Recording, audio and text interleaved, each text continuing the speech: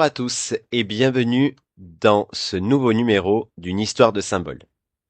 Aujourd'hui, je vais vous parler de l'œil d'Horus, également connu sous le nom de Wedjat ou Udjat, et c'est un symbole emblématique d'Égypte ancienne, représentant protection, santé et pouvoir royal.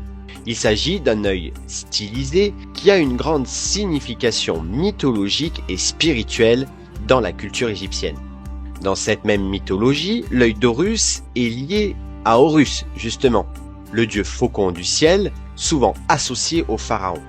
Selon la légende, Horus a perdu son œil gauche lors d'un combat contre Seth, le dieu du chaos, qui avait tué Osiris, le père d'Horus. Cependant, l'œil a été restauré par Thoth, le dieu de la sagesse et de la magie, ce qui en fait un symbole de guérison et de régénération.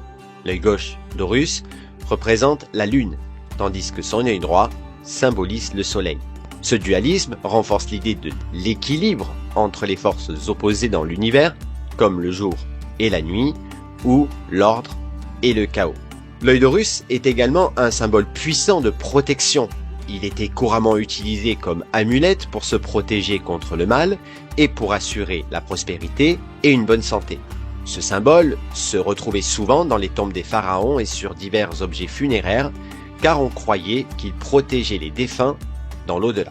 L'œil d'Horus est souvent représenté avec des détails bien spécifiques, notamment le sourcil courbé, qui symbolise le ciel, la pupille représente la vision claire et la perception, et la ligne qui est sous l'œil représente la larme ou le maquillage utilisé dans les cérémonies funéraires. L'œil d'Horus continue d'être un symbole populaire aujourd'hui, non seulement dans les domaines de l'ésotérisme et de la spiritualité, mais aussi dans la mode et l'art.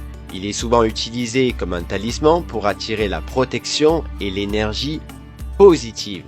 En résumé, l'œil d'Horus est un symbole ancien qui incarne la protection divine, la guérison et l'équilibre cosmique, et qui reste pertinent dans de nombreuses cultures à travers le monde.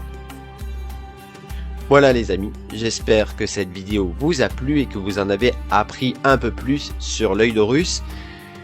On se retrouve très vite pour de nouvelles vidéos. N'hésitez pas à me dire en commentaire ce que vous en avez pensé justement et me dire quel symbole vous aimeriez que je vous parle.